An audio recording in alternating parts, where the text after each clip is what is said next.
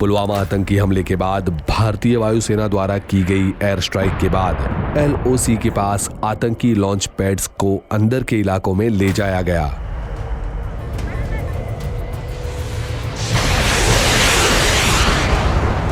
ध्वस्त किया गया बालाकोट आतंकी कैंप जैश ए मोहम्मद का सबसे बड़ा प्रशिक्षण कैंप था।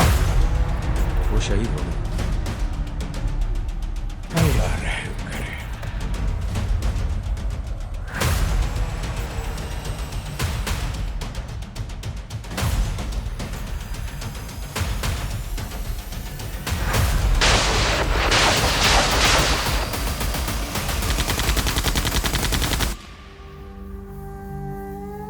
यह ओसामा बिन लादेन के गढ़ एबटाबाद से सिर्फ 2 घंटे की दूरी पर था।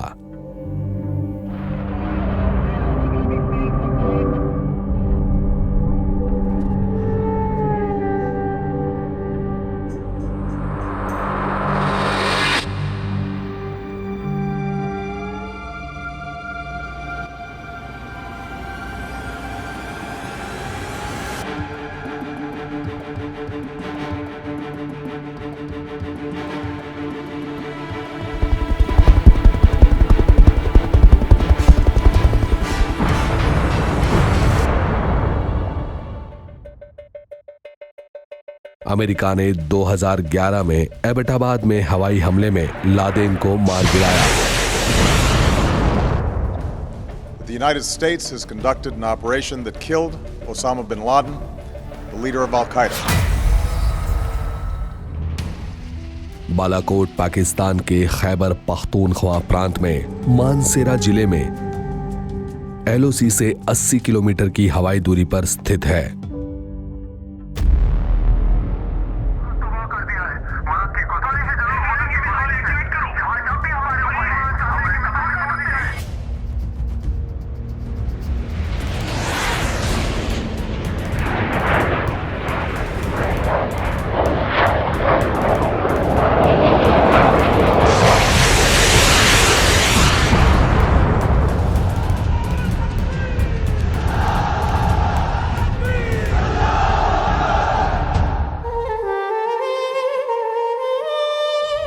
हवाई हमले में जैश ए मोहम्मद के आतंकवादी, प्रशिक्षु आतंकी और वरिष्ठ आतंकवादी कमांडर मारे गए।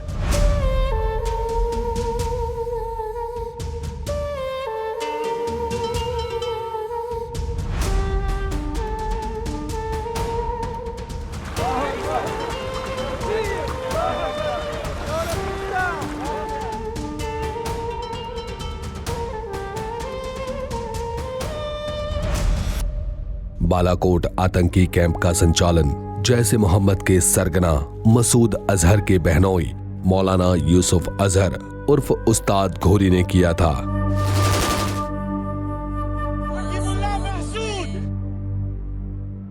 पाकिस्तान आतंकवाद को एक औजार के रूप में इस्तेमाल करता है, विशेषकर आक्रमणकारी गतिविधियों के लिए, और उसे स्वीकार करना उसके लिए अंतर्राष्ट्रीय कानून के लिए परेशानी पैदा करेगा।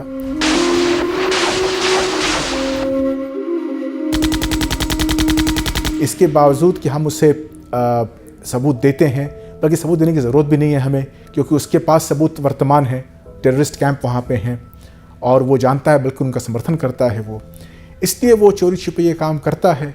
और जब सबको मालूम हो जाती है तो वो नकारता है या फिर उसकी अनदेखी करता है।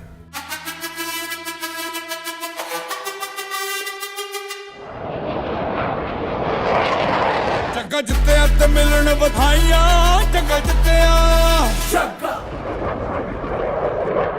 जुनून की आग में उबलती मेरी कोशिशों को चाहिए ना कोई और सहारा।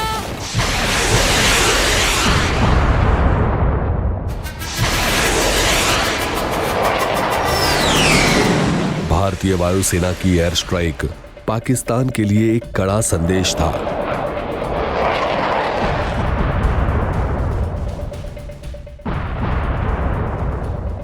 लेकिन इसके साथ बहुत संतुलित प्रतिक्रिया भी थी।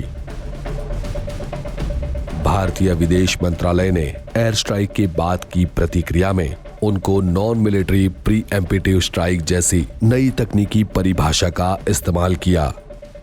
इसने दुनिया को दिखाया कि ये ऑपरेशन एक खतरे के आकलन पर आधारित था, जिसमें पाकिस्तानी सैन्य कर्मियों और बुनियादी ढांचे को निशाना नहीं बनाया गया था। इसके साथ ही नागरिकों के नुकसान की आशंका को भी पूरी तरह से ध्यान में रखा गया था। भारत ने स्पष्ट रूप से बताया कि एयर स्ट्राइक को खुफिया जानकारी के आधार पर काउंटर टेरर स्ट्राइक के रूप में वर्णित किया गया था और इसका उद्देश्य सेना की आक्रामकता को बढ़ाना नहीं था।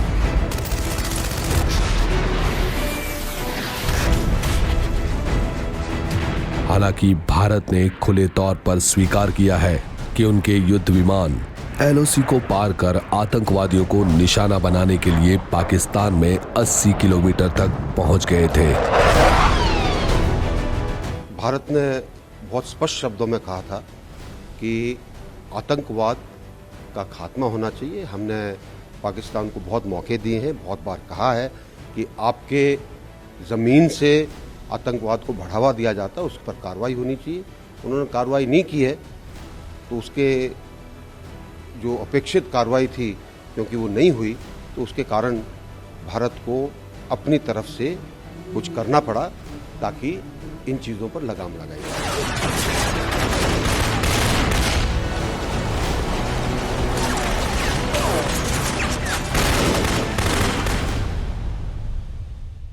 भारत में 3.5 दशकों से पाकिस्तान आतंकवाद का जहर फैला रहा है। बदली हुई भारत की आतंकी रणनीति पाकिस्तानी आतंकी समूह के लिए करारा जवाब है। पाकिस्तानी सरकार ने आतंकवाद के खिलाफ बदले हुए वैश्विक दृष्टिकोण का एहसास किया था और यहां तक कि पाकिस्तानी आतंकवादी समूह एयर स्ट्राइक के बाद बढ़ते तनाव के बीच शरण पाने के लिए छटपटा रहे थे।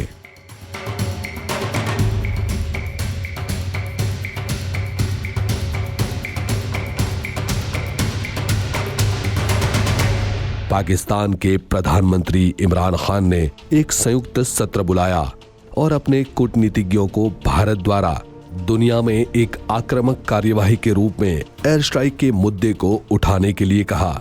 इमरान खान ने राष्ट्रीय कमान प्राधिकरण की एक बैठक भी बुलाई।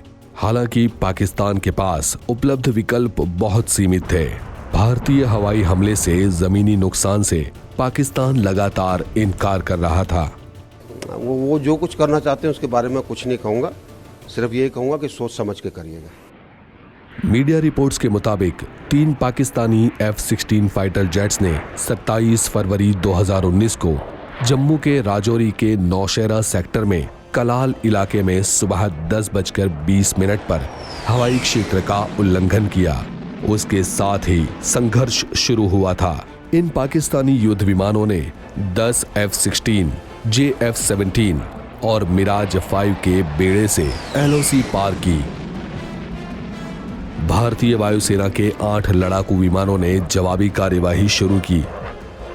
इनमें 4 सुखोई 30 MKI, 2 अपग्रेड मिराज 2000 और 2 MiG-21 बाइसन शामिल थे।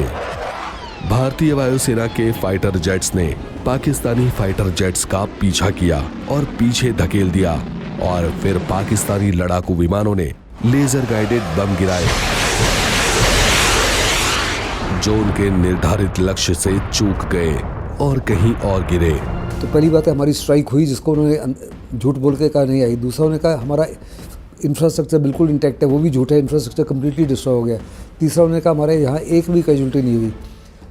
हमने कहा कि हमारा दुश्मनी आपसे नहीं है, आपके लोगों से नहीं है, केवल आतंकियों से है और हमारा हक बनता है राइट ऑफ सेल्फ डिफेंस। और अगर पाकिस्तान ये झूठ ना बोलता कि आपने किया ही नहीं, तो फिर पाकिस्तान ने जो काउंटर स्ट्राइक करने की कोशिश की वो किस लिए की?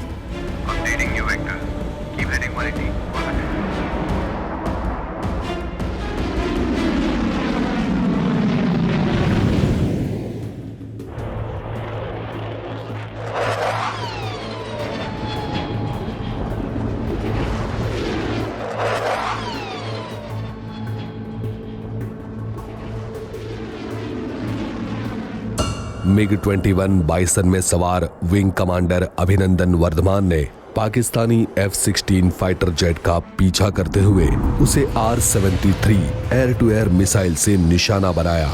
इससे F-16 फाइटर जेट क्रैश हो गया।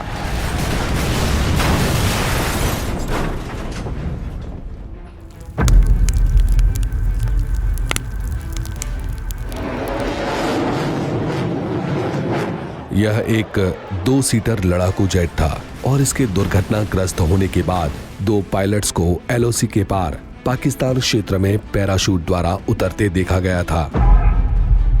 Wing Commander Abhinandan was in two-way communication with me once the time he was in the air. He was provided with the air situation picture. I was constantly monitoring the air situation picture.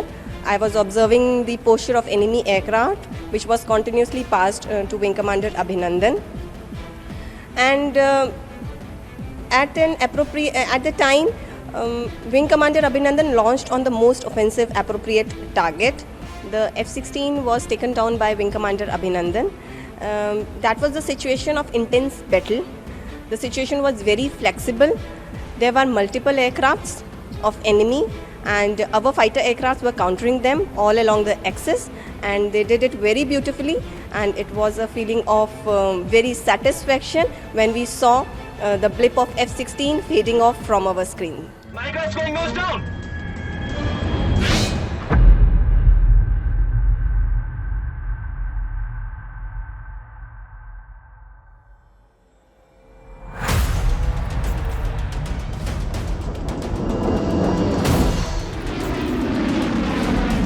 इस dog fight में wing commander Abhinandan Varthaman का MiG-21 bison भी क्षतिग्रस्त हो गया।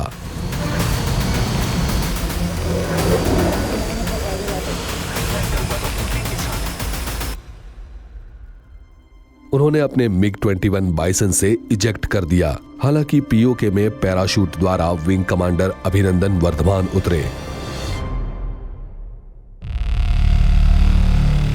उसी समय उन्हें पहले स्थानीय लोगों ने पकड़ा और पीटा भी।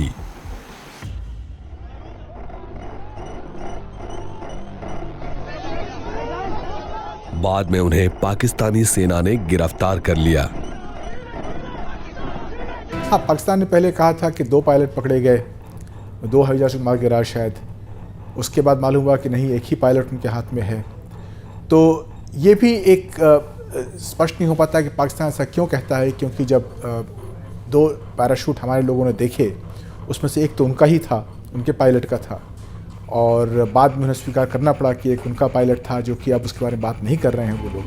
तत्कालीन केंद्रीय गृह मंत्री राजनाथ सिंह ने आंतरिक सुरक्षा पर चर्चा के लिए एक उच्च स्तरीय बैठक की अध्यक्षता की। भारत और पाकिस्तान ने कई हवाई अड्डों का संचालन बंद कर दिया। भारत ने अस्थायी रूप से श्रीनगर, जम्मू और लेह, अमृतसर और चंडीगढ़ सहित अन्य हवाई अड्डों पर नागरिक विमानों की आवाजाही पर प्रतिबंध लगा दिया। पाकिस्तानी वाणिज्यिक विमानों को भारतीय हवाई क्षेत्र में उड़ान भरने से प्रतिबंधित कर दिया गया था।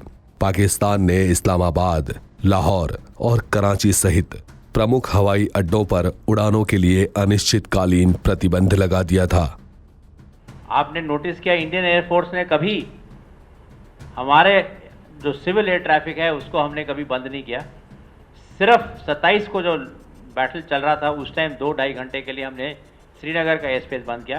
Rest of it we did not allow the tensions with Pakistan to dictate our civil aviation, because our economy is much bigger, much stronger and much more affected as compare to theirs. Pakistan के प्रधानमंत्री इमरान खान ने भारतीय हवाई क्षेत्र के उल्लंघन को ऐसा संदेश दिया कि यदि आप हमारे देश में घुसपैठ कर सकते हैं तो हम भी ऐसा कर सकते हैं। अगर स्थिति बिगड़ी तो परिस्थिति किसी के नियंत्रण में नहीं रहेगी। ऐसा बताकर उन्होंने पाकिस्तानी एयरफोर्स की हिमाकत को उचित बताने की कोशिश की थी। हमारा पहले से प्लान था कि कोई कोलैटरल डैमेज ना हो, कोई कैजुअल्टीज ना हो। सिर्फ हम ये बताएं हिंदुस्तान को कि हमारे में कैपेबिलिटी है कि अगर आप हमारी मुल्क में आ सकते हैं तो हम भी आपके मुल्क में जाके कार्रवाई कर सकते हैं। सिर्फ इसका ये मकसद था।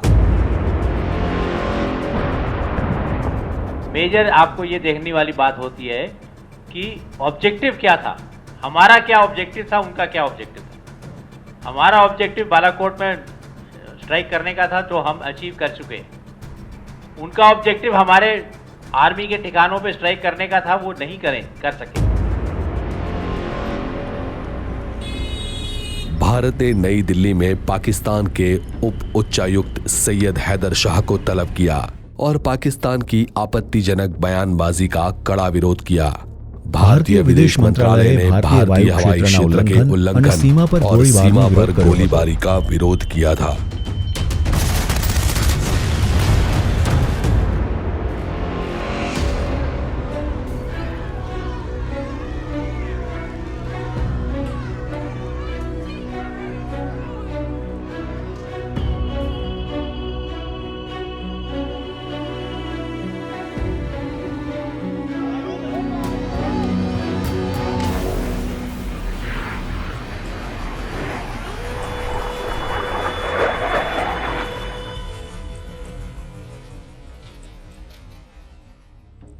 भारतीय वायुसेना के pilot wing commander Abhinandan Varthaman को तुरंत रिहा करने का आग्रह किया। जो F-16 है, 32 हवाई जहाज F-16 अमेरिका ने दिए थे। शर्त लगाई थी कि इनको केवल टेररिस्ट के खिलाफ इस्तेमाल किया जाएगा फतह एरिया में, और वो भी हकानी नेटवर्क और अलकायदा के खिलाफ, और किसी ऑफेंसिव ऑपरेशन में इस्तेमाल नहीं किया जाएगा। उसके बावजूद पाकिस्तान ने हमारे खिलाफ इस्तेमाल किया। जब हमने उसको मार गिराया तो पाकिस्तान ने कहा हमने F-16 इस्तेमाल ही नहीं किया। एक तो ये झूठ बोला। उन्होंने अपने देश के अंदर इंजन के पार्ट्स दिखाए, वो उनके अपने हवाई जहाज़ के थे। उन्होंने समझ लिया कि ये MiG-21 के। उससे भी साफ तौर पे नज़र आ गया दुनिया को कि पाकिस्तान कितना ज़्यादा झूठ बोल रहा है। एक झूठ को छुपाने के लिए उसको अनेकों झूठ बोलने पड़े। 27 फरवरी 2019 की सुबह पाकिस्तान ने 2 भारतीय पायलट्स को पकड़ने की बात कही। 2 पायलट्स ज़मीन पे जो हमारी फोर्सेस मौजूद थी, उन्होंने उनको अपनी अरेस्ट में लिया।